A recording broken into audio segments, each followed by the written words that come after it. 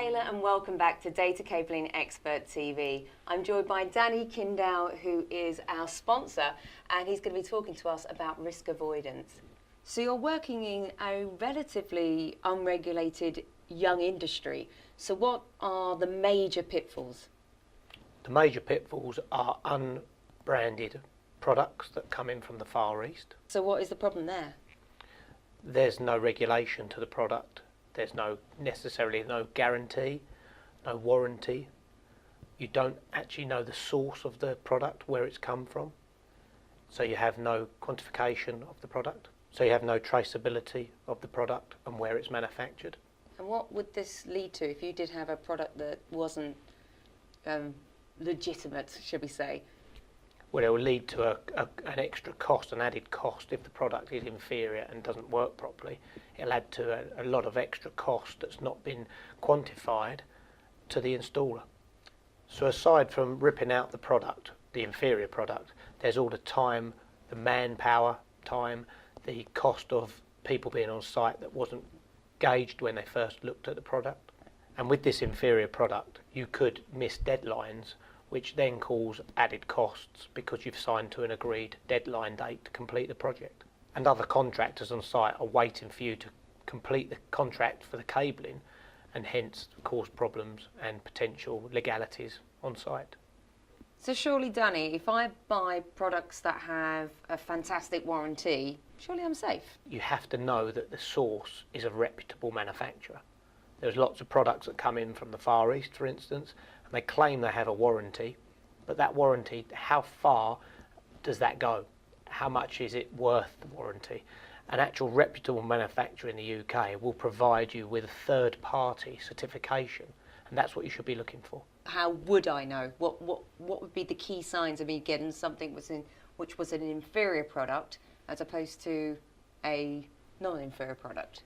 Again, a lot is based around reputation. So the manufacturers that my company supply have been around for 20, 25 years in this industry, so have got a lot of credence. But they also have their product backed by a third party, an independent audit of their product set, so that what they're selling is actually audited and the client actually has a statement of third party certification, which I think is key. So Danny, what about the type of manufacturer and the support that they can give? Is there a big difference? There is, yes. With a UK-based manufacturer, the general consensus is you have a pre-sales support and a post-sales support. And by that, that's a technical assistance. So prior to any project being delivered, you can call on that manufacturer to help design the project. During the project can use their expertise to deliver it, and after the project to audit the site. And that you can't get from everyone. That is something that with the third party certification that confirms the manufacturer's standing in the industry. So do you get any kind of MOT? I know, like when I take my car in, I have to have an MOT. Do you get any kind of sort of warranty like that? You do. For instance, one manufacturer that we supply on behalf of, theirs is a 25-year product warranty.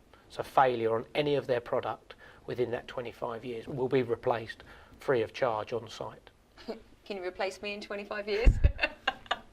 No, Lynn, you're priceless. Oh, charmer. So getting a manufacturer involved in the project, would that save money in the long term? Yes, it would.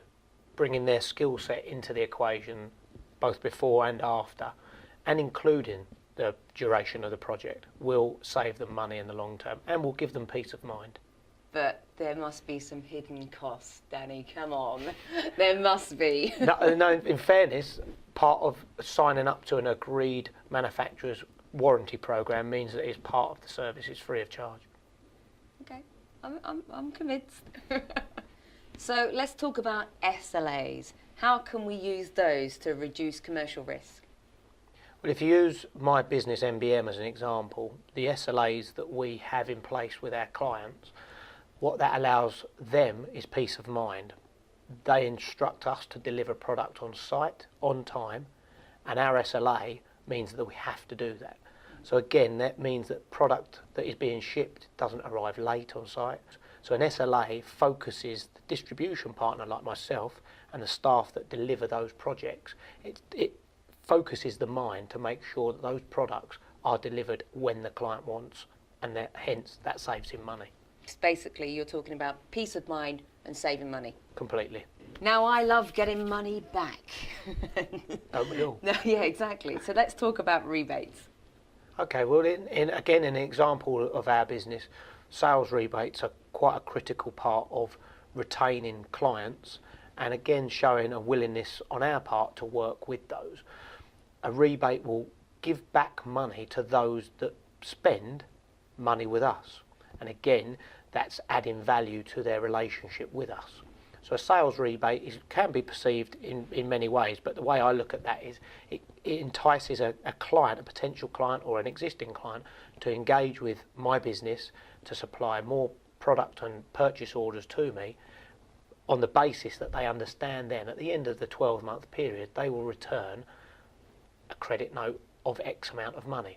That structure is how we determine between each account. So the more you spend, the more you get as a rebate? In essence, yes, that's correct, yes. Okay, but the whole essence is that you want to make sure that people don't spend too much, though. The way you structure the rebate is if the rebate is successful, if you set that up with the correct terms, the more they spend, the more they do get. But in essence, for me, the way I look at that, if I can get more value from that client, I don't mind giving back some of that money because it's retained his loyalty to my business. It's a win-win situation. It is a win-win situation. So are you unique, or are these rebates offered widely? I'd have to say there's a small number of distribution partners that offer them. It's not for everyone, but it works for our business, and I think it's been proven that offering those services can allow my business to grow. Thanks, Danny. Thanks, Lynn. Well, join me in the next part of the series where we're going to find out about the real cost of data cabling, and it's not just about costs. So join me then, and I'll see you soon.